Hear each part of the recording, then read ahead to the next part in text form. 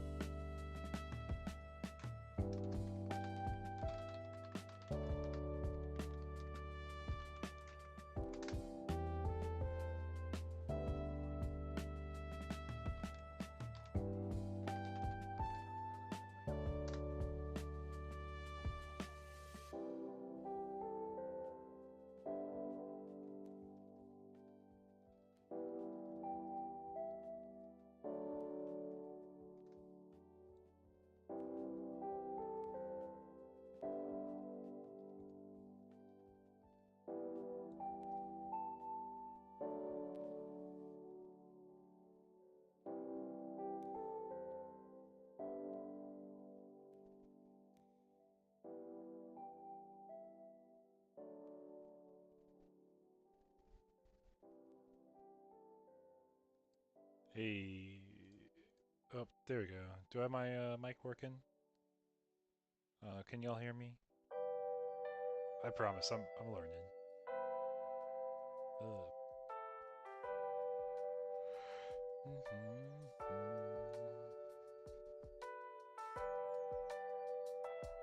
Okay, I see there's four of y'all here. See there's four of y'all here. Can y'all hear me all right? I don't know what my mix is like right now. Hey, I see you, Michael. Yeah, is the music too loud? I just want to make sure it's not. I got my new audio set up in the apartment, and it might be a little off mix-wise.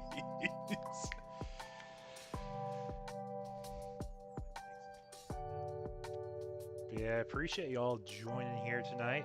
I know it's kind of like an impulse of like, hey, let's get a stream going tonight. It's gonna be a chill. We're gonna chat, just kind of see how things are going.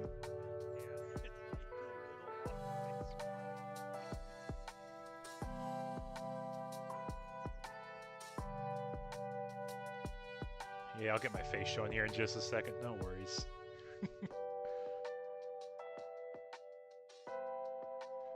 Alright, let's see. Is this the right view I had for tonight? No, it's not. One of these is the right one. There's my face. Maybe the mic can be louder. Oh, oh, let me. It should be a little better now because it's emphasizing my mic. Yeah, I can also just adjust it if it's like too loud. Hi, you're vibing with V Passion? I love to hear that. Good guy, good guy. I don't know if the music captures over, but that's part of like what tonight's about. Because I want to get like the stream set up so I can stream like webcam locals, and I kind of need to figure out how I'm going to do that.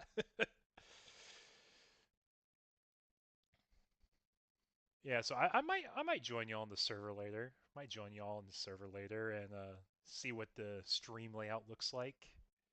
Because I do want to like kind of get like a better idea of like what I want to do with my stream layout. Because I'll be honest, I'm not super technical with it all, but I'll figure it out. Okay, let's go ahead.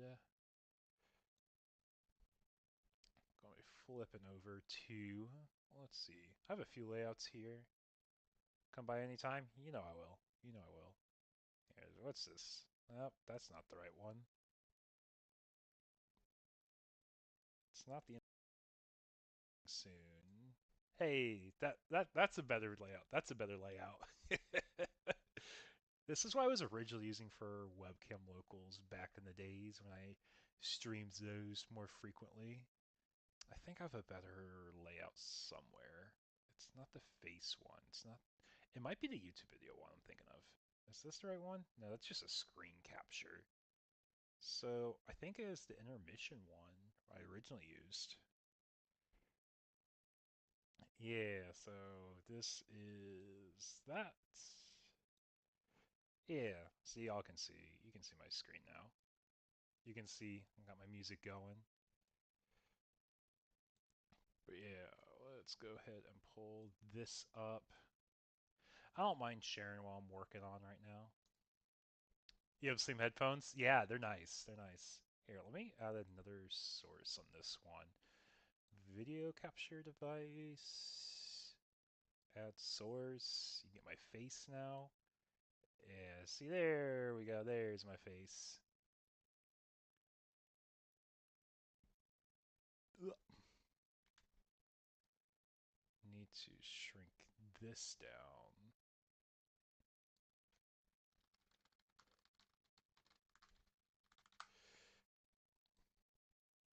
Let's see. Is my mic being captured? Yeah, it's being captured on here. Okay. So I turned it up a little bit. I know I'm kind of like softly talking right now too. So, like I said, this is all about like kind of getting stream figured out, like getting my process to be a lot smoother. I see you got 5 of y'all here so far. Thanks for joining, folks. I know I haven't streamed in ages, so I might be a little behind on some stuff. Might be a little behind on some stuff. Yeah, so tonight I got a few things on my agenda. First, it's stream layout. Second, it's going to be working on my form. Yo, how's it going? Boss, I think, right? Mic is perfect now. There you go. There you go. See, I told you. I'm going to slowly get this figured out. I'm going to get like good settings across the board. But yeah, let's see, Mike. This is like a -9 right now. I want to open a notepad real quick just so I can take notes of some of these. Miscope, that's not the right one to have pop up. Let's pull up a sticky note for myself. Yup. Yeah.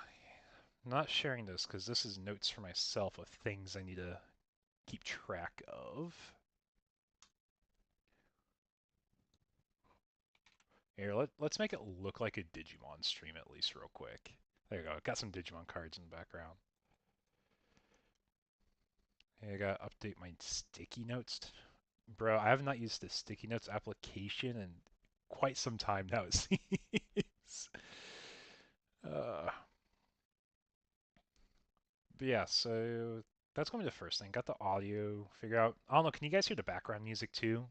I don't want it to be like too overbearing, but I do like having background music when I'm doing streams. Just because it kind of helps fill in a little bit of the gap, but it's not needed, you know? Yeah, y'all are also my test audience right now as I'm figuring out what I'm doing.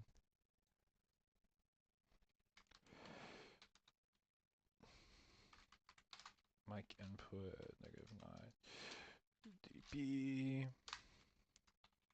You can't hear the music right now. You can't? Okay, let's see. I might have to change that. So I have video capture, that shouldn't be relevant here. I think it's my desktop audio that needs modified. So let's go here. Because I have desktop audio device. So there's a few different ones here. I think it's meant to be this one.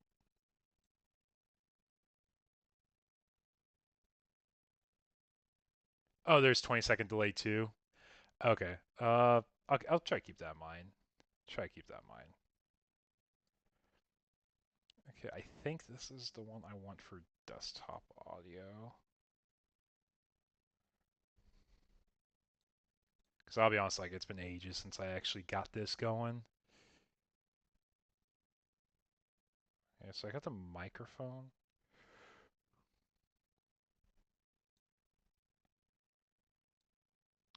There, let's see. Add source. Because it might just be the fact I'm not capturing it.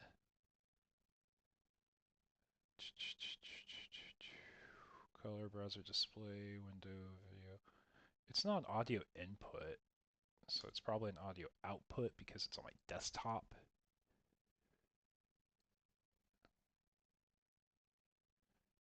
Okay, let's add music. Okay, so I should have music running at the same time as my mic. I probably need to tone down the music if I had to guess. Because I just want it to be like a hint in the background. I don't want it to be like the main thing in the background.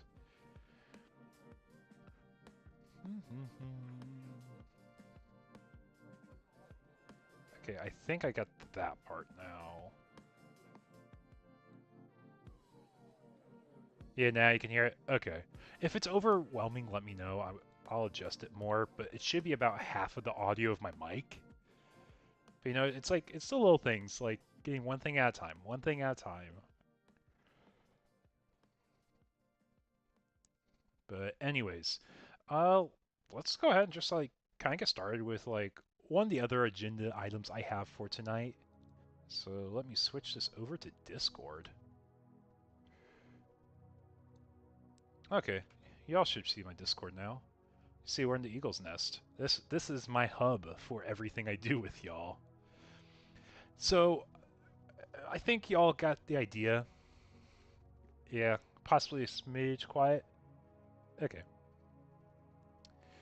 So I can adjust that. I have my sticky note tab to kind of remind myself. Let's try like doing a 13 here.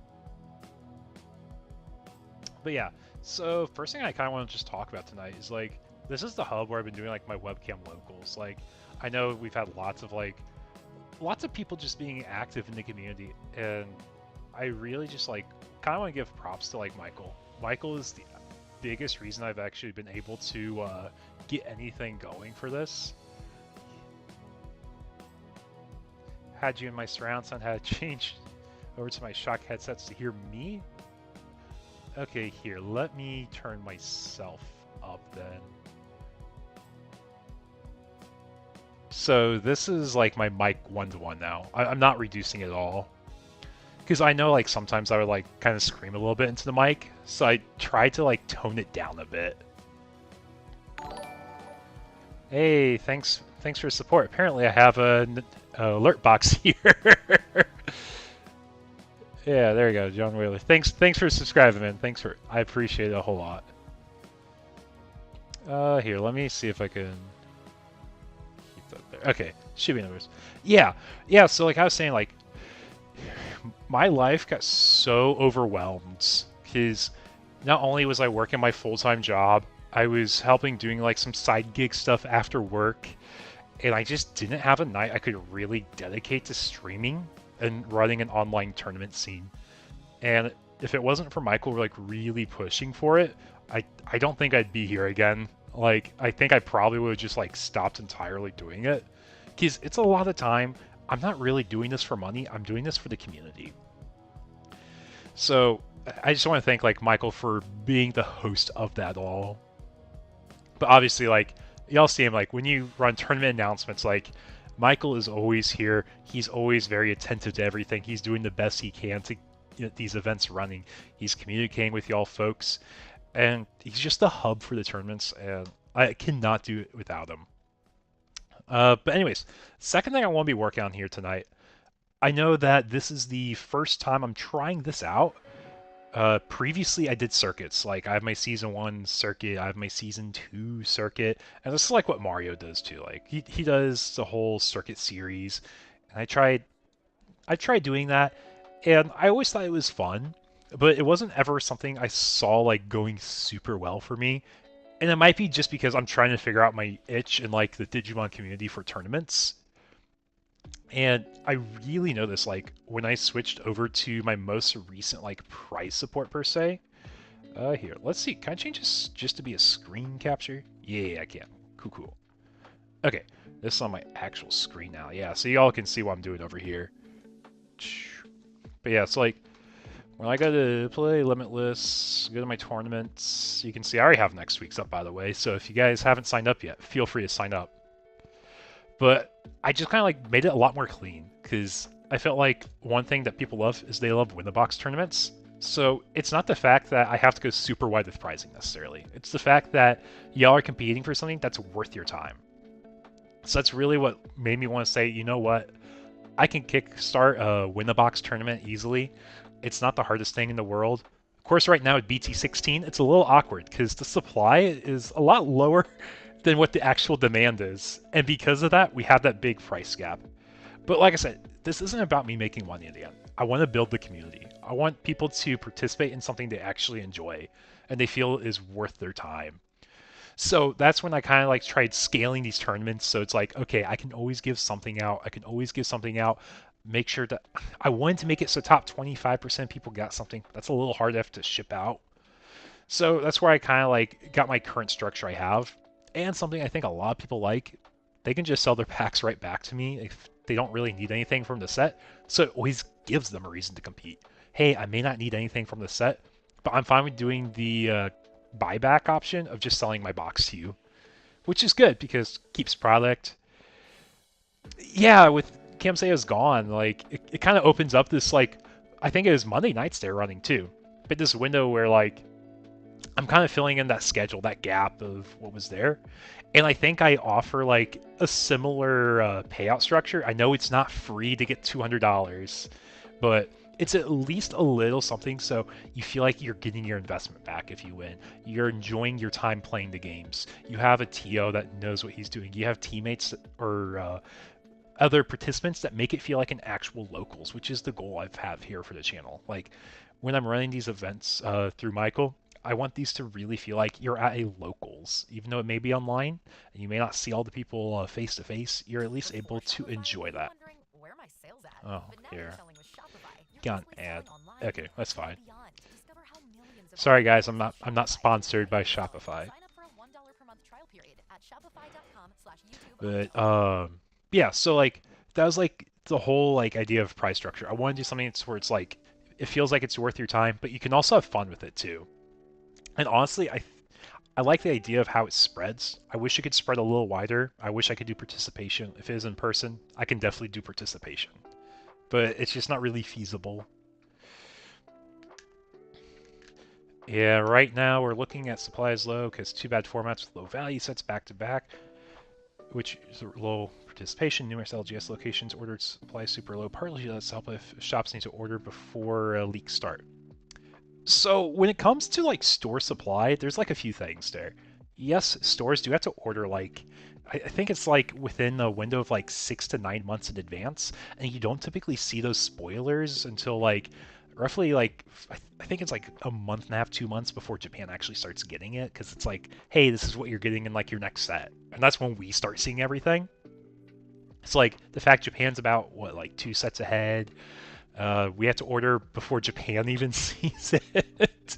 It makes it rough. And like here, I can even just like open up. I know I'm going on a tangent for what I was kind of aiming for tonight. But like, let's just take a look at like Digimon products here. I do market watches, or used to do them a whole lot, and I still watch how everything's going. But let's just look like roughly when stores had to place orders for this product, if I remember correctly, is right around BT13. So BT13, if we look, they're pretty healthy price boxes now. But at the time BT13 was coming out, I think this is where we really saw a shift in the market, like BT12, BT13-ish. BT12 across time, it's a good value set. There's good SRs, they're long-term SRs. But when we had that super long BT13 format, don't forget, like, this was the window that we had like an extra month or two. You don't mind informative rant? Yeah. I mean, this is also like partially like my perspective, and I might be a little off on some of this, but I try to like have some like knowledge in this industry. But like, we had that long BT13 format. Sure, you had the Royal Knight deck. Yeah, honestly, lots of good alts in this set. This is a set I would consider a long-term hold. But the reason I feel like a lot of stores did not order a lot of this product is because during this BT13 format that was super long, players stopped showing up. We had nothing new. Like, what's the point of playing? This isn't a Nats format. Regionals didn't really have like a great price support at the time. Ulti Cups were super drawn out. So it's like, why bother with the format? But then we start moving forward and we get to Blast Ace. People said trainings break the game, and Bandai did a great job here of distributing trainings. And super important to note here, super important to note here, we can count the SRs. If you go to this set and you start counting how many SRs there are. So let's see, I know I highlighted a bazillion things there, but super rares. It says 28, there's alt arts, remember. We had 1, 2, 3, 4, 5, 6, 7, 8, 9, 10, 11, 12. We already have, 12 SRs. A booster box, you get 7 SRs. I believe this was the first set that if you got 4 booster boxes, you're not getting a playset of SRs. Heck, I opened a case with my roommate, and we barely got a playset of one of the SRs. So that was the first thing that started helping to value the boxes. And when we were in that such a lull of a format at BT13, when stores had to place those orders, they downed the amount they ordered. Because what I understand is Bandai prints to the demand. So if they place a large order of product, then they're more likely to get a large order of product. It's not necessarily like it's exactly how it works, but like allocations work through distributors and suppliers and so forth. But BT14, we started seeing this uptick in value of boxes. We're not guaranteed a playset of SRs and 4 booster boxes, which means people that like getting master sets of boxes need a little bit closer. I think it was like six boxes got you most of it, and you can trade away your alts, obviously. You can do base rarity, but it gave boxes more value. Like, your SRs, the only 2 that are sub-dollar is Lily Ace and Metal Gray. Metal Gray we all knew was bad. Lily Ace was nichely playable at the time. But you look at cards like Agumon. If Greymon decks ever become tier 1 again, this SR is not just a $2 SR. It's a generically well-made long-term card. Of course, at the time it came out, I thought it was dumb. I still think it's kind of dumb getting a free level 4 from a super easy Criterion. But like, this is generic support though, which is what helps long-term value of like these type of sets. Like, oh, Gomon, we're going to be a blue unblockable guy that strips sources. Of course it's always going to be applicable. SR rookie, it's good.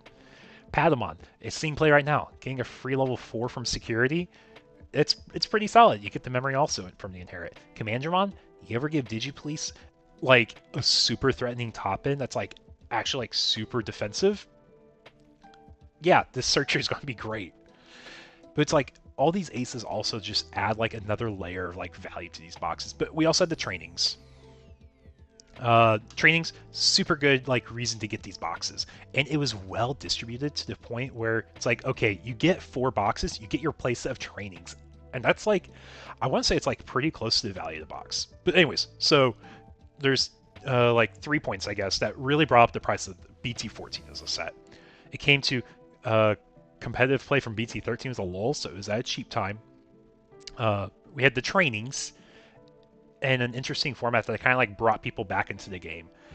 And then when you have more SRs than you're guaranteed per box, you don't pull that playset, which artificially increases the value because you lowered the supply of them.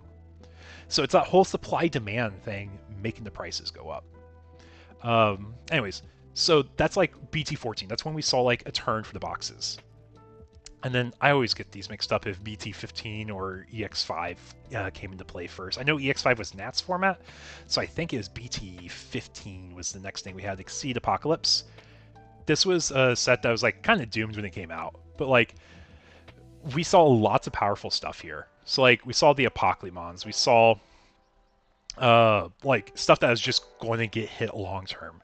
But like I'm already looking here. I'm seeing $15 SR. I'm seeing $10 SR. Why is my Odyssey $10? It got a deck, I guess. But like aces are generic staples in like a lot of decks, and it's not like game warping in a negative way. It's like they have a fallback. They have a downfall to like using them if you don't use them well. But like this goes back to like your SRs are worth something in this set, because we're back to the same problem, or not even a problem, but just like the same formula here. 28 SRs, and we have 14 now because we had LMO1 introduced. Artificially lowering supply, and if you have the same or even more demand, then of course the prices are going to be more skewed. Like it does kind of hurt if you pull one of these SRs because they're not like super playable down here at the bottom. But like your top end ones, they're good. And the fact that you have like $15, $20 SRs, like as long as not every single SR is that price, it's fine in my mind to have like an SR staple that is worth a bit of something. Anyways, we go EX5. This is Nat's format, so here in NA, we know this is going to be like a hyped up set. Like, you need it. But the other thing that makes this set so weird and polar is the box topper promos. If you want that Raremon, it pays for a booster box almost alone. And then you also have good pulls in here still. You have good generic long-term cards. Protoform, $18. Levia, $6. Like, you have multi-dollar SRs, and I think we're still using the same formula of like, you're going to have less pulls you can... Oh, I double-clicked there. I'm really bad with that. Oh, no, I double-clicked. I got it in comments too. But it's like, how many SRs do we have in this set? Like, we have 12 of them here. And with those 12 SRs, like... Oh, we have another page, actually. But we have... Yeah, because we have the double the stars, that's why. But, like, it's to the point where it's like, you're not guaranteed the same playset, so you do have more value in the SRs. The box topper promos being a 1 in 6 chance of getting what you want, that also, like, awkwardly inflates the market. But, like, so we're seeing this. There's an increase in demand for Digimon. Because, first of all, it feels more worthwhile to play the game. Which, a secondary market that is healthy is good for pushing players to keep playing. Hey, if you go to your weekly locals, you're not opening a 50-cent SR anymore. Like, on average, you're opening a $5 SR. So you feel like you're getting your value back when you play. And I know it's not, like, always about making the money, but if your hobby has a bit more value in it, it feels a lot better to play and be active in that community for so long. But anyways, so we had our orders back in BT13 is like the idea here. BT13 was feeling rough. It was a long format. Pricing wasn't really great. But they announced the regionals having serial omnis. They announced the regionals having meta-relevant participant pack cards. And on top of that, the game's honestly more dynamic and more fun. We're exploring a format that Japan partially had, but Apocalypse restriction kind of made it boring. So it's like, You know, it's the same deck here and here and here. But anyways, so this is going into my final rant part, though, about the whole secondary market. It's like, it's healthy to have stuff worth something, but now we're to the point where stores under-ordered BT16. And when it's under-ordered, and it exceeds what people thought it would do, like, the two secrets are super staple. Like, first of all, this is above MSRP. We have not had that since BT9. And that gets me excited just to talk about like a lot of things on here. Like, and we're back to our SRs. So like we had the same formula from the last few sets where it's like, okay, you don't get all your SRs from 4 boxes, so you do need a little bit more boxes. And because these are all actually like pretty powerful SRs, like the Paildramon, it shapes the deck for Imperial. Partition, it's a good keyword, guys. Like, I would keep an eye out for cards with Partition like I kept an eye out for cards that were aces. It's just long-term staple that's probably going to come up at some point. Anyways, so like, yes, right now we have some low-end SRs. That's because people are opening this product right now. And if you open products right now, you typically want cash now. If you want cash now, you're going to be selling everything and trying to break even as fast as possible. And when people do that, they undercut in the market, which causes prices like these cheap SRs to go down. And you can really see that. It took you 7 boxes for Paildramon. Yeah, so that's like going into what I was talking about. It's like I opened a case with my roommate of BT14, and we barely got a playset of one of the SRs. We had alts, so we could trade the alts away to get the SRs, which is good. It creates a healthy secondary market. It does feel a little infuriating if you don't pull what you want, but I honestly like it too because it forces a community to interact with each other, do trades. And if you're doing trades, it means you're going to locals. If you're going to locals, it means you're probably playing in the event. If you're playing in the event, it means you're building the community and you're keeping it active and engaged. And if you're doing that, you're going to have more people come. And if you have more people coming that are enjoying this hobby, it's going to continue growing. So, final point of this rant though, prices are up there because people were ordering during a format where Digimon was kind of in like a bottom point, like a low. Everything got better in terms of tournament structure and payout. So like the cards are more relevant for what we're getting. And third, the structure of the boxes changed a lot too. And we could go back as RBO1 because the rare situation, but I'll save that rant for maybe a video later if I decide to do that. Or we just have a night we look at the market together. But anyways, so going all the way back to what I originally wanted to start working on tonight. I was talking, I did circuits before. And the circuits, like, I always tried being super transparent. I wanted to, like, have something really cool where there's a big payout at the end. And it was hard to, like, keep this active on the week-to-week. Like, people are like, I really don't see myself getting much here. The payouts weren't honestly that good. So that's where I introduced, like, the new structure I had for tournaments, which is, like, what I was talking about earlier. Having the option to always have value in participating in your events of getting product you want, or you can sell it back to me at like a discount. Works for us both in the end because it saves me the effort of shipping, you get your instant payout, and you get something that always feels worthwhile for you. If you don't need product, you know you can get money so you can start saving up for the next set.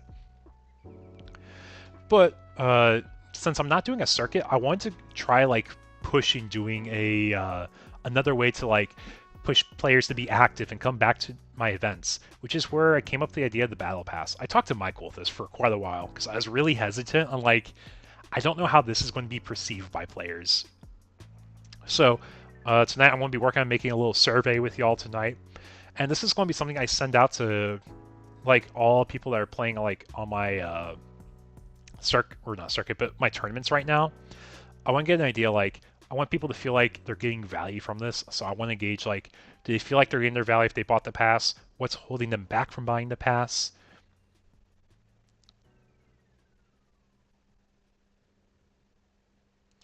When I looked at the pricing structure, the only complaint I had was pricing for winning was always the box number, how many players there were.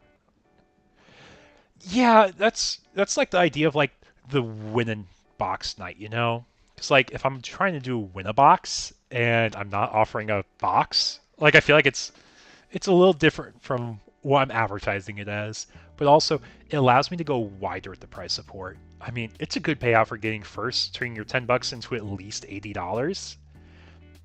Like, I feel like the $80 payout is a really solid first place prize, regardless of how many people there are. If there's only 9 people, I feel like your time's well worth it. Yeah, you get it? Yeah. Because, like, then I can make the other people get, like, 2nd through 8th. Feel like it's more worth their time, too. And if I get more people happier at the end of the day, I think that's positive for the community and what I'm trying to do with my events. Because, like I said, full transparency, I'm not making a whole lot on these webcam locals, and that's fine. I enjoy doing this for y'all. It gives you a reason to, like, come back every week. We build community, and we honestly have a really nice competitive community. But anyways, yeah, so I've really tried to figure out a way to encourage people to participate in events, which is where you get the point for playing the entire webcam local. But I want people to be rewarded for doing well, so they can, like, accelerate their process a little faster, which is where you get the extra point for winning. Yeah, I know. You on Monday, you played it. Yeah, you did well. You liked your alternative comp. You liked your alternative comp gold. And then I wanted a few other ways to, like, get people involved. Like, of course, winning, I'm going to give you 3 extra points. Like, you won the event, you're going to get extra points. And then I just had these bonuses to incentivize y'all. Yeah, I heard some rumors also. I heard some rumors others might start joining, because it's pretty enticing to see, like, a good ratio return if you win. I won't deny that. But anyways, so then I started looking like, okay, so I can do something free for anyone who's just more casual about it, which was the idea of the regular pass. But then I know some people are here because they like the higher end payout. And the higher end payout, I want to really, like, push away for them to feel like they get more value, which is where I'm like, okay, premium pass, I can do more here. I can get extra product out, because honestly, like, not a lot of people take the packs, but 2 minutes register, hopefully next week. Hey, it's all good, man. Like, I'm here every week. I have signups open now if you want to sign up now. You're welcome to. But I wanted to, like, have a way to, like, push out some of the product I got, because very few people took the packs previously. So that's, like, part of the reason here, and I feel like it's good value for all of us. Because if I have to sit on product at the end, it's just not doing much for me, so I'm forced to rip it, and then I get singles, which, like, it's not the end of the world. But I wanted to go in players' hands, which is why I, like, ordered the product.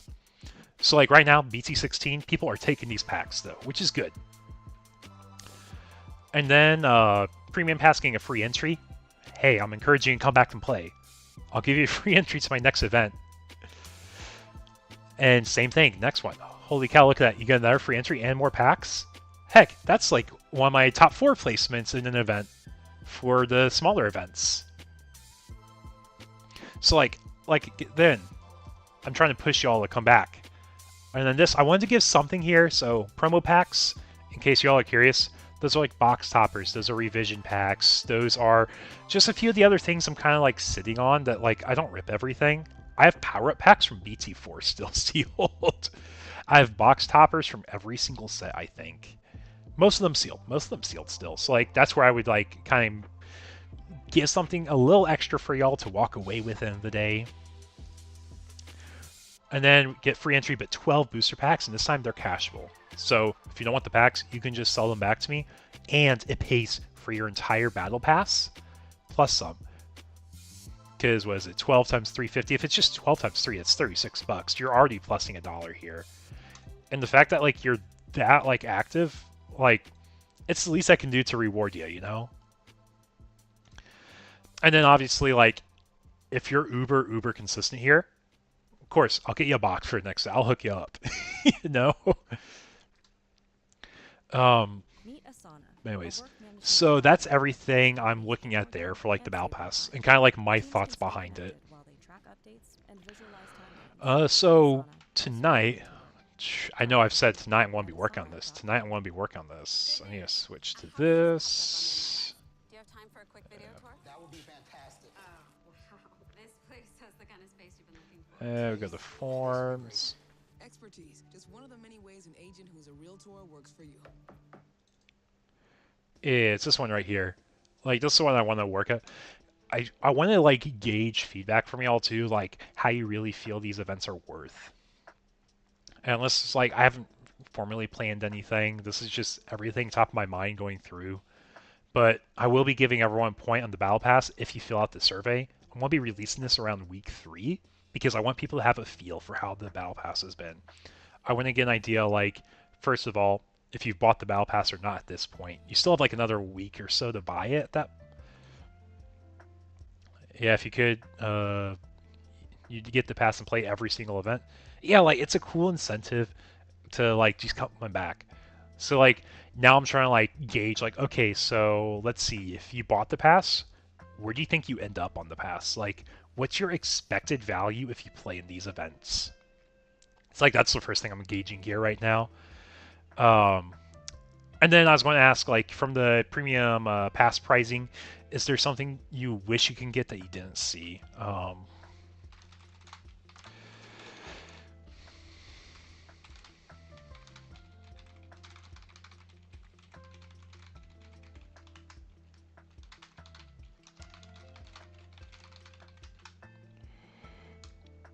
So, like, this is just, like, me being more open and, like, what are you really wanting to see still?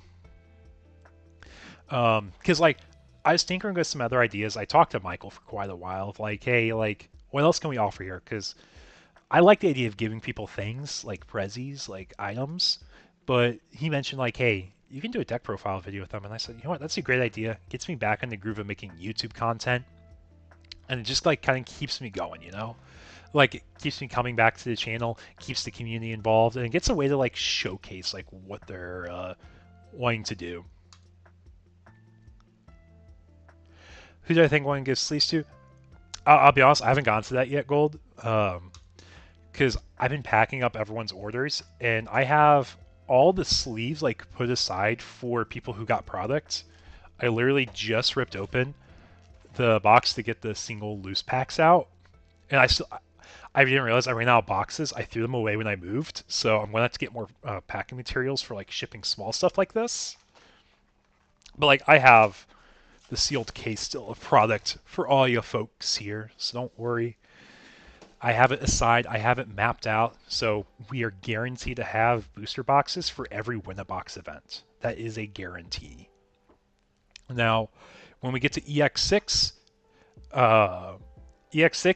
that's when I'm going to be moving boxes from BT16 to EX6.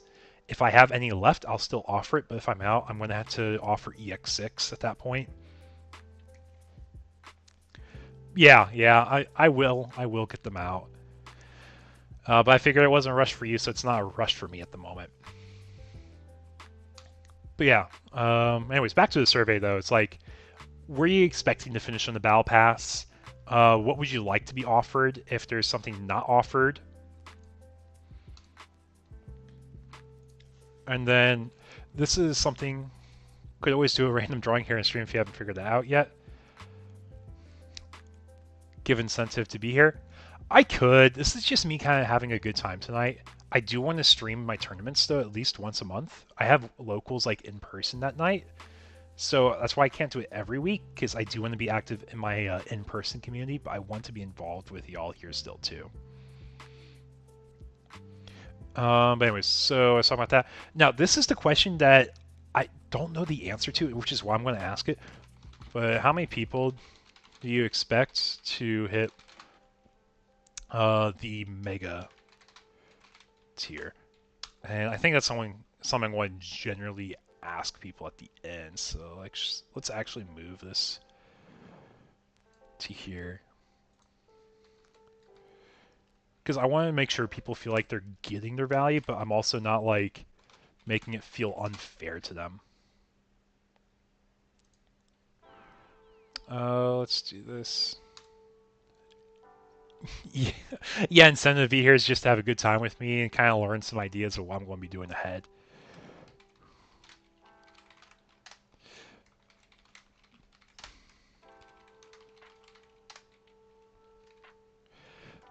I can be negative here and say 0 people, but then I can also say 3+ people. Because I want it to feel feasible, but I think this should be something that's like not easy to attain. It's like if everyone who's buying the Battle Pass expects a lot of people to hit this top tier, I might look at restructuring it so the top tier is a lot less like heavy in value because that's the idea. I'm giving you either $80 cash, or I'm giving you a booster box if you get to this top tier. So I don't want it to be super easy to obtain, but if people really want, like a lot of people hit this threshold, then I'll look at making it like something a lot smaller, like maybe half a box, and I can make it like a lot more feasible for an average person to get. A lot more the casuals. That's a better way to put it. If you're casually playing, I want you to feel like you're getting your value too.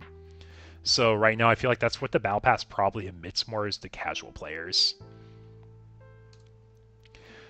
Anyways, so this is the premium pricing. I can ask this exact same question here, but make it intended for the free pass people. Because I value everyone's opinion. If you're giving me money, or if you're just here to play in the weekly event and still give me money, I value it, you know? From the regular pass pricing, is there an item wish it was offered that is currently not offered? If so, what would that be? So basically, I know we haven't revealed everything yet, and I guess I can kind of do like a little bit of spoilers here. So like right now, we have one set of egg sleeves for the 5-point threshold for the regular pass. Right here on the regular pass, if you get 10 points, this is a free booster pack. It's just a free booster pack of BT16. I can't do weekends. I'm not going to compete with premier events. Top tier pass gets invited to the playtest church group, huge incentive. Honestly, there might be some people incentivized about that, but if you don't know what it is, it's not the biggest incentive in the world. But I do like the idea of the pedestal there.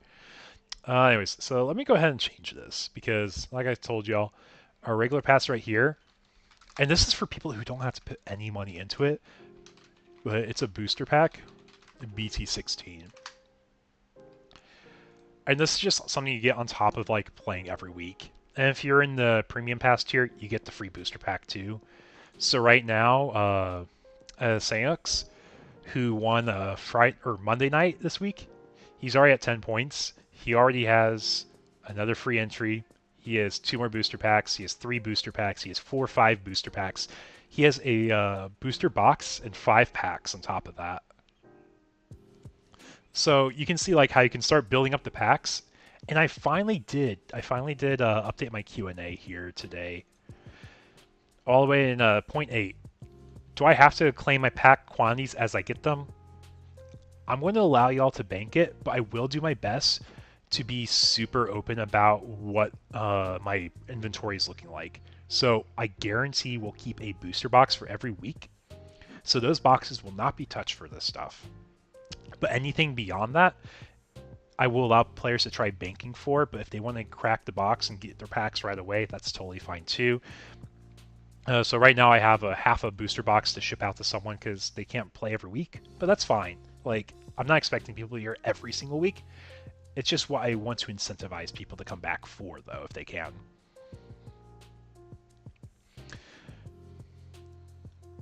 But anyways, so we got that. And I will be honest with y'all, the regular pass at 30 points is actually really good. Like, in fact, I would argue it's better than the booster box / next set of next set or current set or cash. I argue it's worth about 2 times as much. So if anyone actually gets there, I applaud them for it, and I want them to feel really well rewarded. And if you have the premium pass, I think it's something that's even more worthwhile. It's a playtest server. That's the best way to put it. It's a playtest server with a bunch of how would you say, like, well-ranked players. Yeah, we all come for deck list profiles, talk about techs, talk about metas. Yeah. But anyways, so like that's the idea though. It's like the regular pass here at the very end is going to be worth more than the premium pass. That's why there's 2 slots here. And I think everyone would really enjoy the first person to get 30 points. So I want the community to be encouraging people to go through everything as well. So anyways, so I know this one's going to be like kind of iffy, but I want people excited to come back every week to see what the next tier pricing is going to be. So I already kind of spoiled what the 10.1 is. I just updated the 10.1. It's a single booster pack, but there's $0 investment to being on that pass. so everyone has the opportunity to get it. The only cost is coming to the webcam locals every week to get those points. But anyways, so back to the actual survey. Identifying who people are so I know who to give their single point to, because I am offering 1 point towards the Battle Pass. Emphasize that. You get 1 point in the Battle Pass for doing the survey. You can only do it once. Anyways, so premium pass holders, I'm asking where they think they're going to finish. So what's their expected value? And that's probably going to be, I imagine, the 15 plus range because they paid for it. They see themselves doing well. From premium pass, is there an item we wish was offered? Is there something I'm not offering that I'm just not thinking of? What is the reason you purchased the Battle Pass? I'm going to leave this one open notes here too for paragraphs. If people think they're doing it to get more than what they paid for, that's totally fine. If people are doing this because they like the idea of extra pricing, that's totally fine. I just want it to be something that I get an idea for. But anyways, so after you finish section 2 here, I want you to go to the final section, which is final thoughts and conclusions. Excuse me. So now here, I asked this one might be a little weird. We would be week 3 by this point, so you should know what everything is, or everything besides the final tier, which is going to probably stay a surprise until someone hits it. Just because I want there to be excitement when someone hits that 30-point threshold. So next thing I do want to know is, turn my cap locks off. What is the main reason you did not purchase the premium Battle Pass? So this gives me an idea, is there room for improvement? Is it just a player thing, or is it a me thing? So let's see. Value is not there for the price. And honestly, I'll be real with y'all, that's the one point I'm always scared of when I propose something. I feel like the value proposition is not there for the players. So whenever I'm doing stuff, that's why I'm trying to maximize what I can give out, but also doesn't put me in the red, you know. Obviously, if only one person bought the pass and they hit the top tier, I'll be out money, but that's fine. They spent their time, they're dedicated every week type of thing. But also it's in the bucket of I'm not expecting everyone to hit that. I am expecting maybe a person, possibly 2 to hit that, but that's why I think would hit the 30 points. Anyways, so it starts with the value's not there for the price. I'm always scared of that, so I would love to hear if that's not the issue. I can't dedicate enough time to be consistent in webcam locals. The pricing is boring / I guess it's not the value, but it's the pricing is boring and not exciting to earn. Because that's different from the value. The value is just it's not worth the money, but it could be worth the money, just not exciting to get. So you can't dedicate time. Put that at the bottom because these two are kind of bucketed together. Value's not there, the pricing is boring, not exciting to earn. I can't dedicate enough time. This is probably the big one. I don't think it is feasible to get to the upper levels. And then I do want to leave a spot for others, just in case people have other stuff to put. Keeping open-ended questions, I think, is always good in this type of scenario. Oh, I can add the pass is too expensive. So it's either not there for the price, so I need to fix the ratios of stuff. It's just not fun to earn, or it's just way too high for what you're willing to put in. Which means I could make another version of the pass that's a lot more cost friendly, like $20, and maybe you the top prize is a free pass. Hello, hey, how we doing, Digipanda? Mr. Benjamin, how you doing? Yeah, we're just vibing here tonight, man. yeah, so start with me ranting about market prices, and now we're going into how I can improve the webcam locals battle pass concept. So I'm trying to get like an idea here of like from all my participants, like, okay, are you buying the battle pass I'm doing? And then for people that do, I want to make sure they feel like it's worthwhile. Other things I can do to improve it, and then understand like why they bought it. You saw your stream? I know. This is kind of on a whim. I just wanted to talk to people as I did some work. I know it's slowing my work efficiency down, but I got time to kind of like use tonight, you know? I can dedicate to this. But anyways, so it goes to regular pass people, so people who did not buy the premium pass but still want to participate, where they think they would end up. So there's could be some people that think they can do well. You don't know if you want to commit to the market-ish discussion video? Let me take a wild guess. Is it about the prices of BT16? Because if it's about BT16, I think it would be an amazing market discussion video. Like, it would be really good and helpful for the average person to understand. Because I kind of went through that on a 30-minute rant to start here. But it's about how supply-demand works, first of all, when stores had to order, which, if I remember correctly, was during BT13. And we remember BT13 was a long and kind of stale format where pricing wasn't really worth it anywhere. And then, yeah, like, honestly, make the video. I think that would be an amazing video to have. Because, like, I think I had lots of good engagement during that, too. And obviously, it's my 2 cents and what I understand, I know, versus what, like, some other people may know or view. But yeah. Yeah, I know there's like a 20-second delay and whatnot on my stream. That's fine. I'll figure out how to fix it for next time. But yeah, I think it is something that is worth discussing.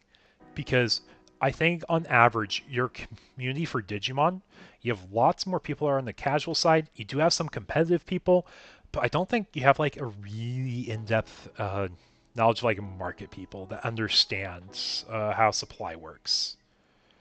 And not necessarily supply, but when they had to order that supply. How many national parks could I hit in 2 weeks? What about hotels? Wait, hey Erica, how much am I spending on travel? Pardon the ad, guys. I don't have a YouTube Premium. But yeah, like it just kind of goes back into that bucket of like, when did stores have to order the product? And I don't think they realized how much there was in consideration for that. Because like, if I'm a store running locals in BT13, I'm probably not having a good time. BT13 was a good set to open. I think it's a great set to hold on to, but there wasn't a lot of value in it at the time. If you pulled Altart Magnemon, that was good. That was like the chase on top of the lottery cards. I think lottery cards every set is great. But boy, they have to watch how careful they are and how many they have in every set. Yes, print to order with Premium Bandai is a great example. That stuff's always holding value.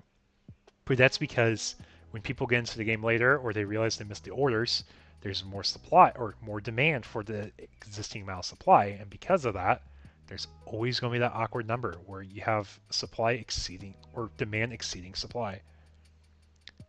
You hate lottery cards? I think lottery cards are good to have every set. I think it is something that needs to be in every set. How many of them, I think, is the issue. I don't think there should be 9 lottery cards in one set ever again. I do not think we should ever have 9 again in one set.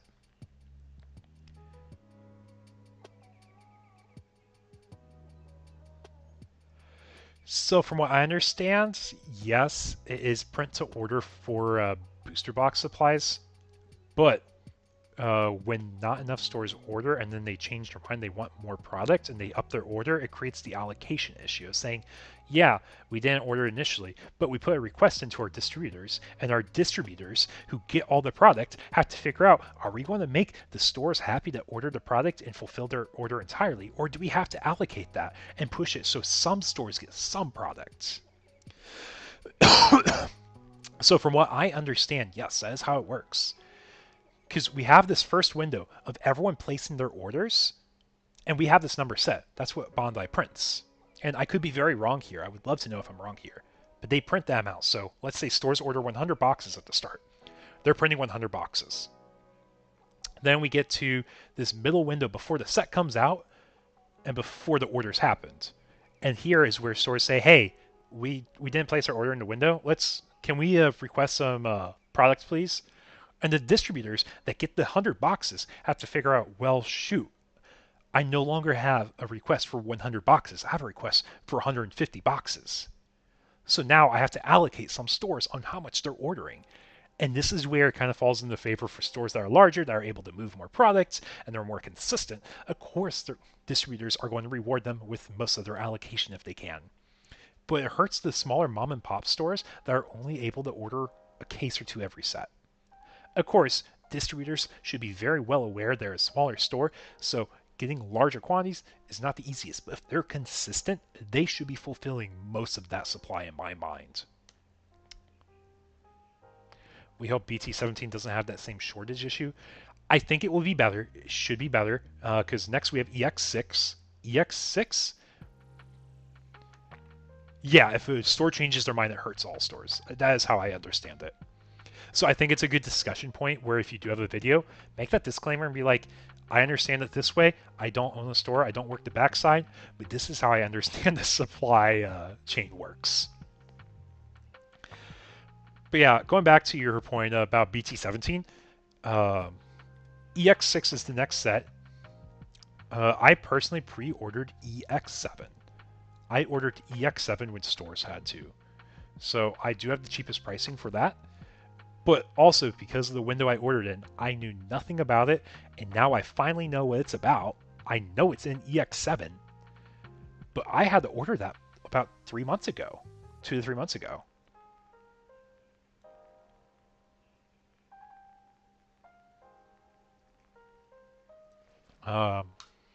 But anyways, I can rant forever about stuff. Feel free to DM me if you ever have further questions. I would love to discuss stuff, because this is the area I pay a lot of attention to, if you can't tell. I don't even own the store. I just enjoy the process as a business major in college, so I paid attention to secondary markets. I paid attention to stock markets and all that. So it was a lot of fun for me. Anyways, regular pass holder. Section 10 players. So we talked about where they think they're finishing. We talked about what they wish was offered on the free pass. Main reason they did not purchase the premium pass. And the main idea of why people purchase the premium pass. Oh, I want to specify it's the premium battle pass.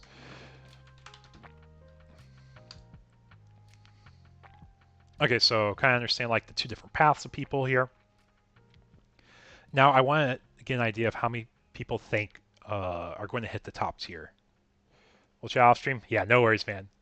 I'd love to help you do a video if you are ever interested in doing that too. But anyways, so how many people expect to hit that top tier? I want to know what people are expecting for that. So next question, because I do want to know. On the next one, how many people you expect to hit the ultimate 25 points tier? One person, 2 people, 3 people, 0 people, 3+ people. Anyways, so I want to know where everyone thinks the average person is going to fall.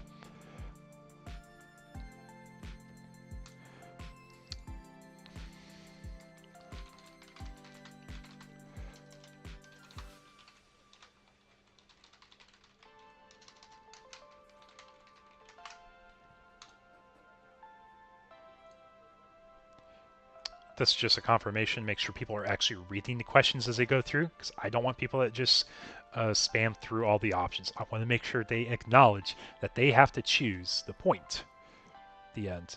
In fact, I will make it so yes is the second option, so they have to read it and not auto-click on the first response here just to end the survey. A little bit of thought that goes into this here. A little bit of thought that goes into this here. Okay. So we got that going. So next thing I do want to ask here, I don't want to like overwhelm with a lot of questions, but I do want to like make sure I get an idea. Ooh, we can do a scale here. Oh, this is a linear scale. It's not what I thought it'd be.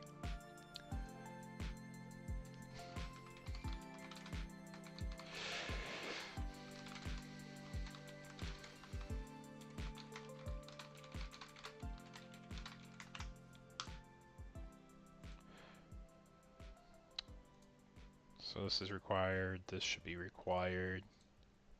This one will not be required. I'll let people mash through. If they don't answer this, they don't answer this. In fact, I'm going to kind of hide it here in the middle, so if people don't read carefully, they don't get the point.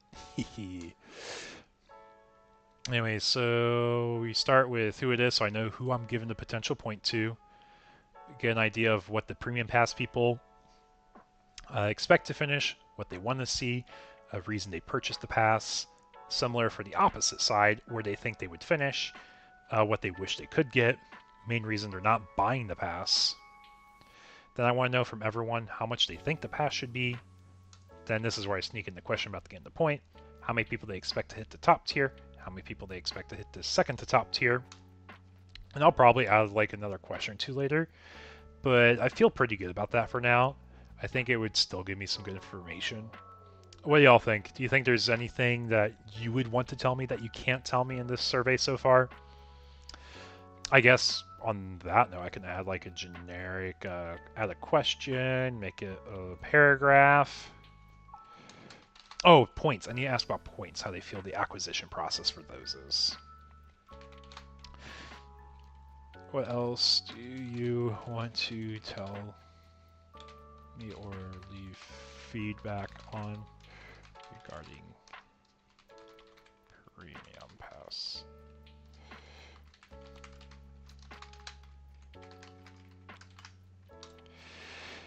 This one's not required because I don't think people always need to talk about something, but I do want to hear back from everyone from how do you feel the point acquisition process is? Do you feel that points are distributed fairly?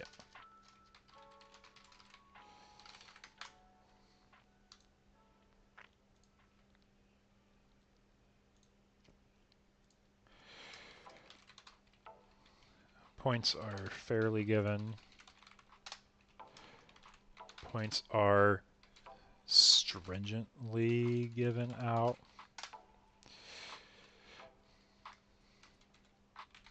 Could be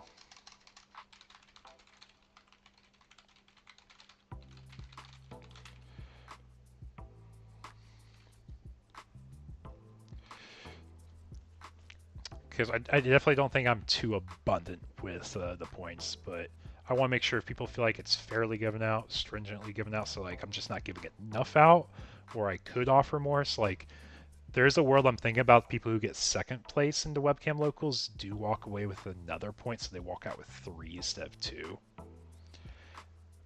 But this is like a whole testing and learning process, you know.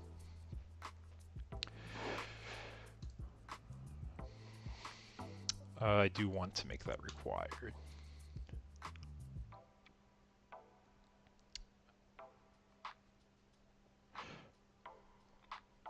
Let's make the single selection.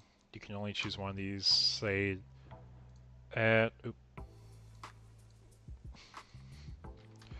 points are stringent.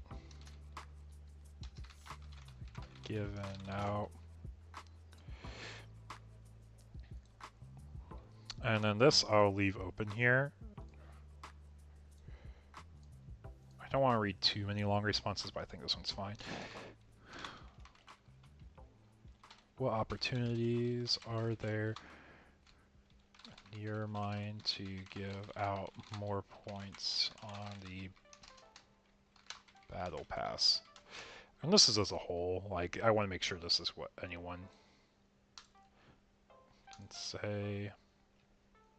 Okay, I think this is going to be probably my final survey. If not, it's going to be like final draft 0.0, and then in college I always did like final draft to 1.0 and then final draft 2.0 because I realized there's always something that needed changed in those last few seconds of rereading that message I typed out, you know?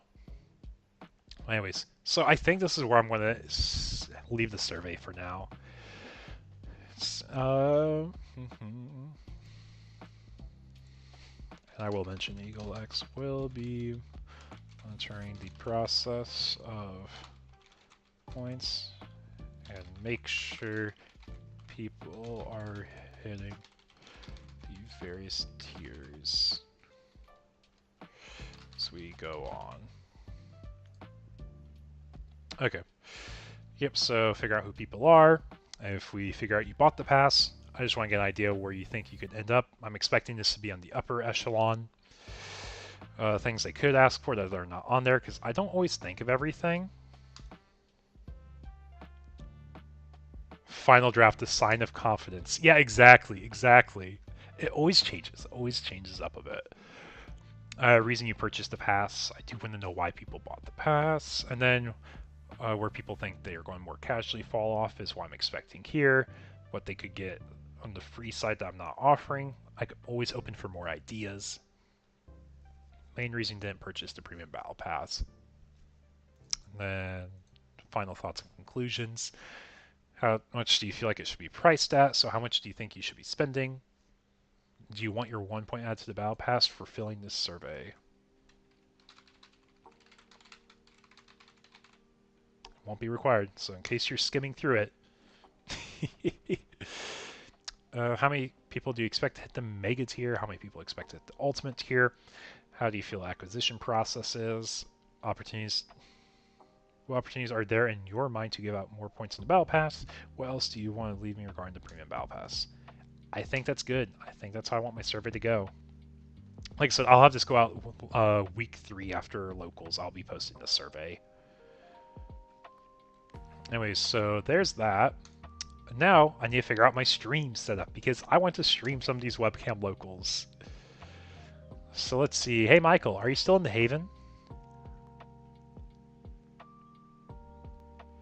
While you answer that, hopefully you're still there. Here, let me drop it in the chat even for you.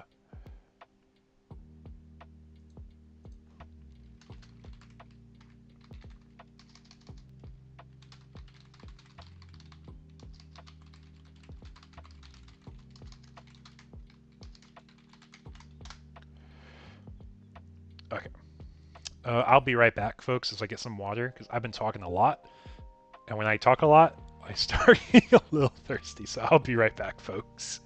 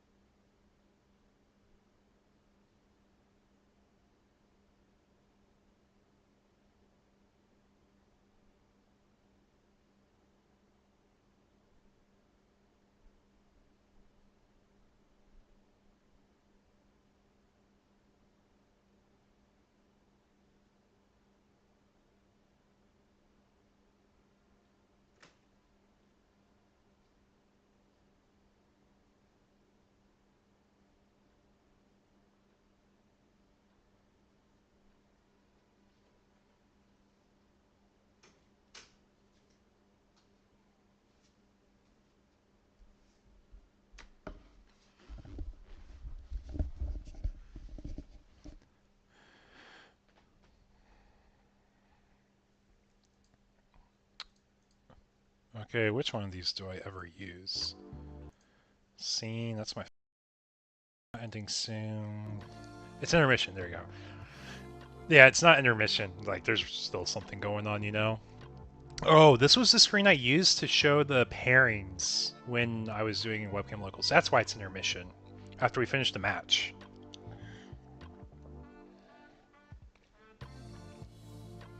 Okay, Michael, I'm going to be hopping in your channel real quick, just so I can get like my webcam stuff figured out.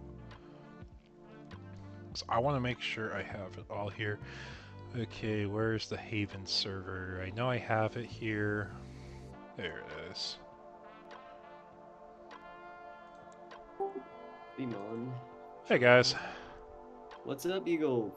Not much. Mind if I just watch y'all play here while I try to figure out my stream settings? Yeah, for sure. Cool. I'll make sure y'all are unmute, so don't worry. Let's look. Davis and Ken and the Sting. Okay, so let's see. Next thing. So if I'm doing my webcam locals, this is what my current stream setup kind of is. So let's see. Can I fix this? Well, first thing to do is not move that, but fix how it's cropped. Yeah, I got new monitors, so when I get new monitors, it kind of changes the skew of things.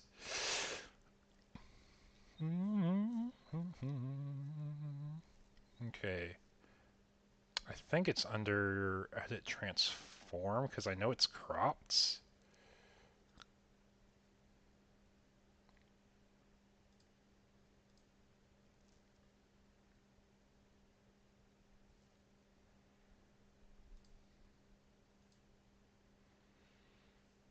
I don't want to capture the entire window. I want to be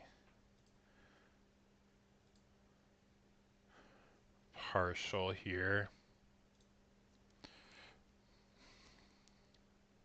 Oh boy, it's been a moment since I've done this.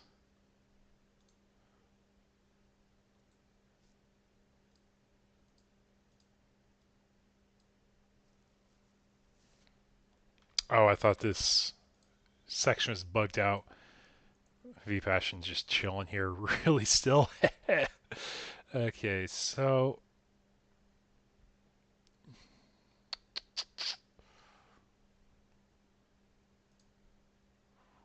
how did I crop it?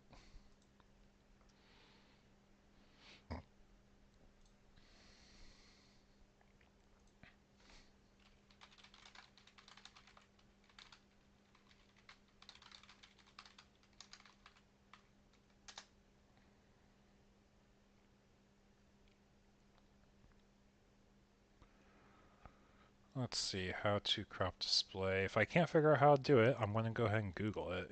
Because this is one thing you learn in tech. You learn how to be resourceful and use everything. Okay, so how to crop your webcam in Streamlabs. So I want to only show partial of this. Hold down Alt. If you're familiar with resizing, drag from one of the corners. Oh, so I can use just Alt on the keyboard while doing that. Neato.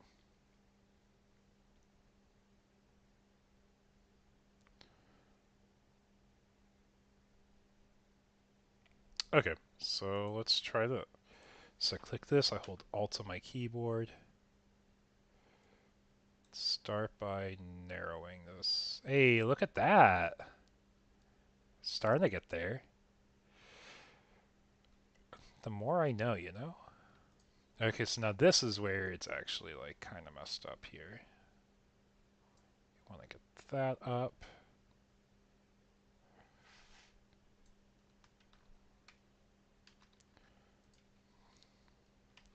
Let's go ahead and cut this out. Because I want to be more focused on the game.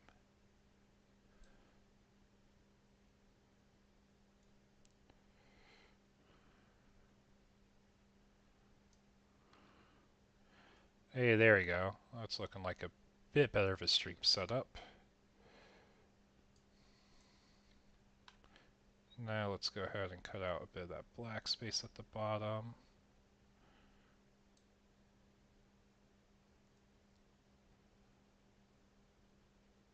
Yeah, that was perfect there. Because now these two should basically snap together. Let's go to properties here.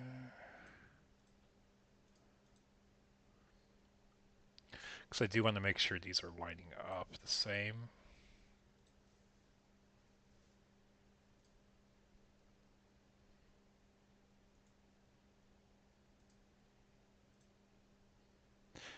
Okay, the crop's fine. It's the position. I want to see if this is at 150 and this is at 540. Size, we can make it 800 by 500.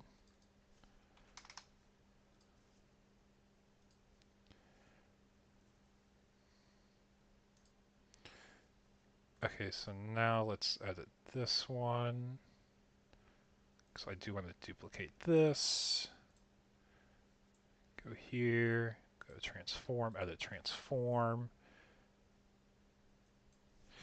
So the size should be 800 by 500. Should be 150 here. How's this look? Hey, that's looking pretty straightened up now. I think that's looking a lot better already. Yeah, it actually looks like you're watching a game being played now. I think it's a pretty good layout. I know it's not the most engaging part here. I'm trying, folks. Okay, next is the chat box. That should be coming in here still. One thing I don't have on here that I do want to emphasize here, that you actually saw in one of the other ones, was I do want to add the, whatchamacallit, the thing for where I get notifications. So we got typical subscription goal, bit goal, chat box, tipper, jar, viewer count, stream boss credits, sponsor banner. Nope, not it. Credits. That's for we're done. It's not media share. It's not a poll.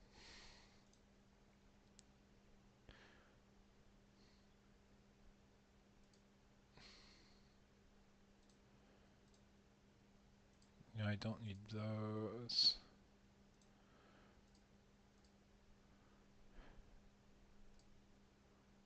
What's the feature called where it notifies me as subscribers? I had it on one of the other. Oh, alert box. That's what it is. Yeah, let's add the source for that. Alert box is currently up here. Let's change it so it's down here. Let's put it next to my face. I don't want it ever covering up chat.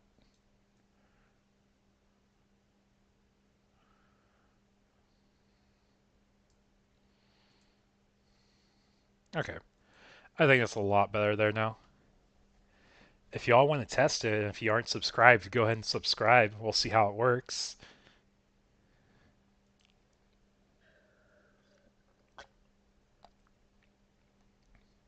But this should be a lot more consistent way of streaming matches here. So like right now, be like, got Michael on the top here playing Mastamon versus V-Passion, who's playing, it looks like Imperial. If you look at how Pyildra works, it's actually just a really cool global effect here.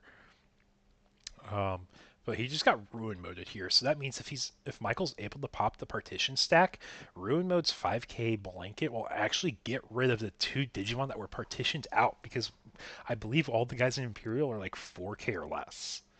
A rare exception to a 5k. Oh, we actually got the new dual tamer. So that means we're running Armadillomons or Patamon. Oh, he plays out Patamon too, doesn't he? The tamer. That's neat. Because it started main phase, so if you have a start main phase effect, I think you get them both. Huh, I need to look at that. Is that start turn or start main phase when you play out the Patamon rookie to look in security?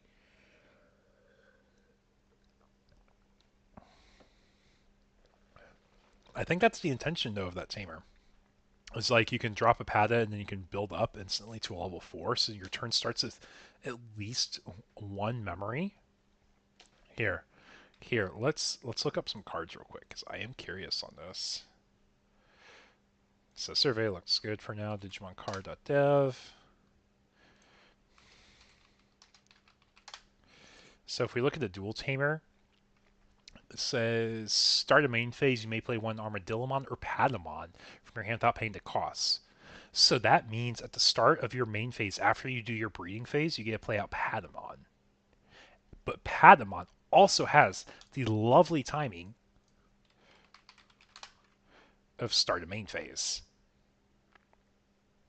Or do be there's that Patamon. Yeah, start of your main phase. So I guess the question is, I need to double check this. I'm not perfect by any means, but I want to say the idea is to get a double proc off of this. That's actually really cool now I think about it. So you get your started main phase to play the Patamon, then you get started main phase of Patamon himself, because you're still at the start of main phase. Because if you have multiple started main phase triggers, you would order them in the order you choose to.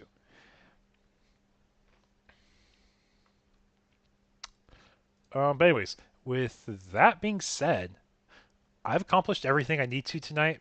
I got a chance to chat with y'all. I spent a nice hour and a half talking, and I appreciate all y'all that hopped in tonight. Definitely excited to have more streams in the future here with you guys.